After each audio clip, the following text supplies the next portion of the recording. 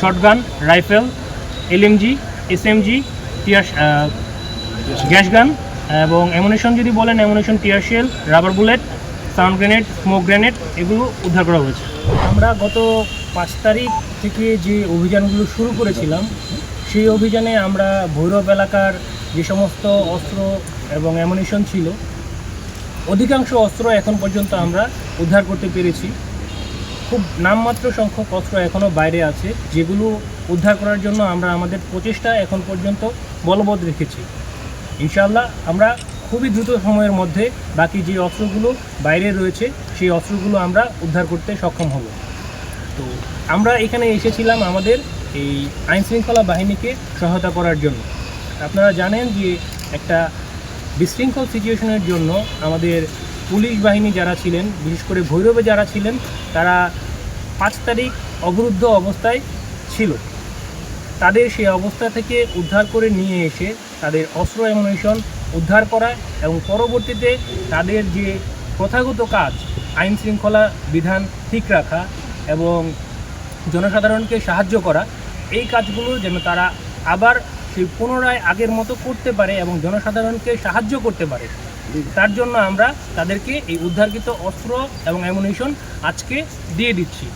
এবং আমাদের তরফ থেকে পুলিশ প্রশাসনকে তাদের কাজ করে যাওয়ার জন্য যতটুকু সাহায্য করা প্রয়োজন আমরা তাদেরকে সকল সাহায্য সহযোগিতা করব, যেন তারা পুনরায় অধিক উদ্যমে তাদের কাজ করতে পারে। এখানে আমরা আমাদের যে ছাত্র সমাজ এবং সাধারণ জনসাধারণ তাদের কৃতজ্ঞতা জ্ঞাপন করছি। বিভিন্ন সময়ে তারা আমাদেরকে বিভিন্ন ধরনের তথ্য দিয়ে সাহায্য করেছেন। অনেক সময় তারা নিজেরাই নিজেদের স্বপ্নদিত হয়ে এই অস্ত্রগুলো উদ্ধারের কাজ করেছেন।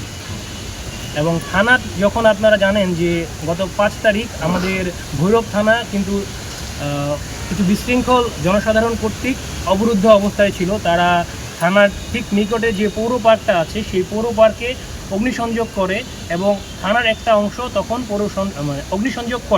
অগ্নিসংযোগ যখন করে তখন এই সময় আমাকে শফিক সাহেব ফোন দিয়েছিলেন যে স্যার আপনারা একটু দ্রুত আসেন, আমাদেরকে এখান থেকে উদ্ধার করে নিয়ে যান। তো তড়িৎ গতিতে আমরা চেষ্টা করেছি তাদের সেই ডাকে সাড়া দেওয়ার জন্য এবং আমরা দ্রুততার সহিত সেখানে পৌঁছে তাদের যে সদস্য এখানে ছিল তাদেরকে সেখান থেকে উদ্ধার করে নিয়ে আসি এবং তাদের সাথে যে সমস্ত অস্ত্র অ্যামুনিশন ছিল থানার ভেতরে সেগুলো আমরা উদ্ধার করার চেষ্টা করি। এখানে আমাদের সাথে যারা ছিল, ক্যাপ্টেন রাইফান ছিলেন এবং আমার অন্যান্য যারা সদস্য ছিলেন, তাদের সবার সাহসিকতার ভূয়সী প্রশংসা করছি, কারণ তারা সেই অবস্থায়, আপনারা জানেন যে সেখানে প্রায় 6 থেকে 7 হাজার জনসাধারণ ছিল। আপনারা জানেন গত 5/8/2024 তারিখে দীর্ঘদিনের ছাত্রদের কোটা বৈষম্য বিরোধী আন্দোলনের মাধ্যমে কিছু দুষ্কৃতিকারী তারা এই আন্দোলনকে পুঁজি করে আমাদের থানাগুলি সহ সরকারি স্থাপনা যেগুলি আছে সেগুলি ক্ষতিগ্রস্ত করার নিমিত্তে প্রায় স্যার বলেছেন 5 থেকে 7 হাজার, আসলে তা না, 15 থেকে 20 হাজার বা 25 হাজার লোকজন হতে পারে। তারা কিন্তু আমাদের প্রথমেই তারা আমাদের থানার পার্শ্বের যে পার্কটা আছে এই পার্কে তারা ভিতরে প্রবেশ করে এবং সেখানে ভাঙচুর এবং অগ্নিসংযোগ করে। এই অগ্নিসংযোগ যখন অগ্নির যে লেলিহান ধোয়া, এই স্মোকটা এইটা আকাশে উঠতে থাকে তখন দেখি যে আমার থানা প্রায় অন্ধকার হতে। এর মধ্যে যখন দেখলাম যে আমরা এই বিষয়ে যখন আমরা খুব বিপর্যস্ত, তখন আমি তাকে lieutenant colonel sir, major Sanjit sir এবং রায়হান স্যারকে আমি বারবার সবিনয় অনুরোধ করি স্যার আমাদেরকে একটু রিকভার করেন এবং আমাদের অস্ত্রগুলি রিকভার করেন। সর্বশেষ আমি অনুরোধ করেছি স্যার আমরা এখানে যদি বিপদেও পড়ে যাই বাট অস্ত্রগুলিটা রিকভার করেন, কারণ এটা শুধু পুলিশের জন্য না এবং আইনশৃঙ্খলা বাহিনী তথা সেনাবাহিনী এবং সাধারণ জন সবার জন্য এটা একটা ভীতিকর অবস্থান আছে। যে কারো বিরুদ্ধে অস্ত্র সন্ত্রাসীরা বা দুষ্কৃতিকারীরা তারা এই অস্ত্রটা ব্যবহার করতে পারে। এই জন্য স্যার তাৎক্ষণিকভাবে আমার রিকোয়েস্টে এবং অবস্থার প্রেক্ষিতে ওনাদের মেজর সঞ্জিত স্যারের নেতৃত্বে একটি চৌকস সেনাবাহিনী দল তারা কিন্তু তাৎক্ষণিক কেটে দেওয়া হবে। তারপরে আমাদের কিছু পুলিশের সহায়তায় আমরা নিজেরাই মাস্ক ব্যবহার করে তখন ওদের সেনাবাহিনীর টহল টিম এবং তাদের এবং আমাদের পুলিশের সহায়তায় আমরা যতটুকু সম্ভব পেরেছি সে অস্ত্রগুলি একটু তাদের গাড়িতে আমরা তুলে দিয়েছি এবং পরবর্তীতে যখন প্রায় শেষ পর্যায়ে তখন আমরা নিজেরাই আমরা যেভাবে হোক বিভিন্ন কৌশল অবলম্বন করে কিছু পুলিশ ওদের গাড়িতে করে আমরা সেই গাড়ি করে ওই অস্ত্রগুলি আমরা এই পর্যন্ত যে অস্ত্রগুলি আমরা ওখান থেকে উদ্ধার করেছি, এছাড়াও কিছু ছাত্ররা এরা কিন্তু আমাদেরকে স্বপরিণত আমাদের অস্ত্রগুলো ফেরত দিয়েছে। এখনও কিছু অস্ত্র বাইরে আছে।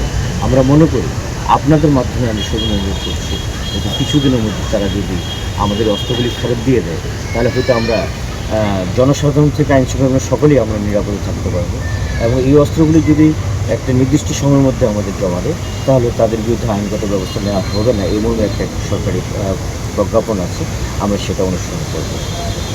আর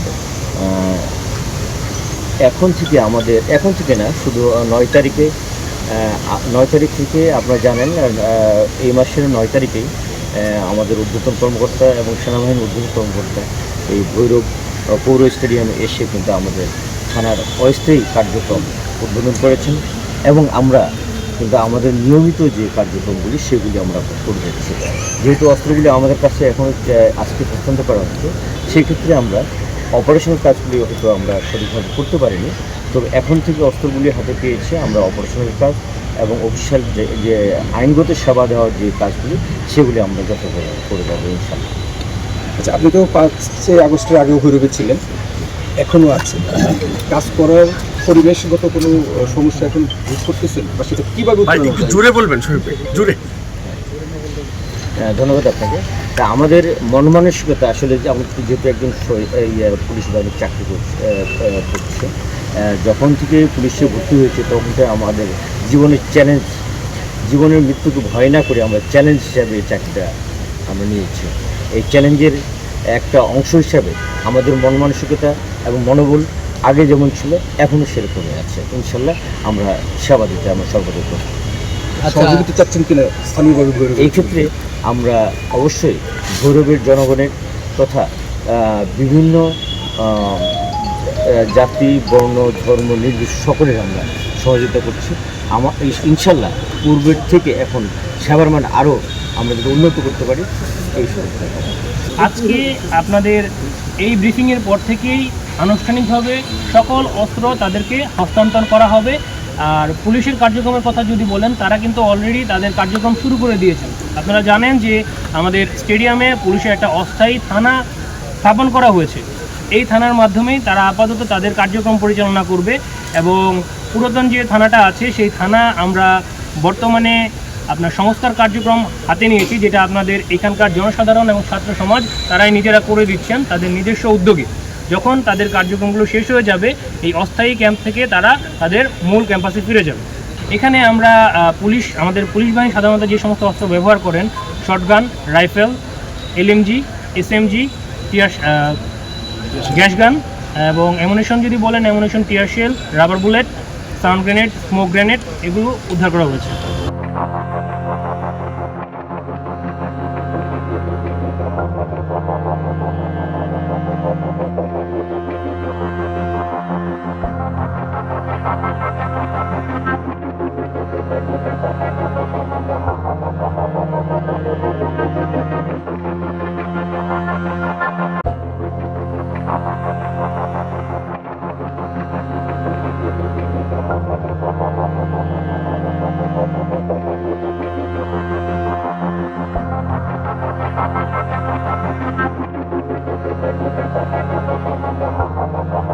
আমরা যে অস্ত্রগুলো উদ্ধার করেছিলাম গত 5 তারিখের পর থেকে এখন পর্যন্ত বিভিন্ন অপারেশনের ভিত্তিতে, যেখানে আমাদের ছাত্র সমাজ এবং সাধারণ জনগণ আমাদেরকে অনেক সাহায্য করেছেন, সেই অস্ত্রগুলো আমরা এখন আমাদের যে আইন শৃঙ্খলা বাহিনী তাদের কাছে বুঝিয়ে দিব, যাতে তারা তাদের কার্যক্রমটা ভালোভাবে শুরু করতে পারে।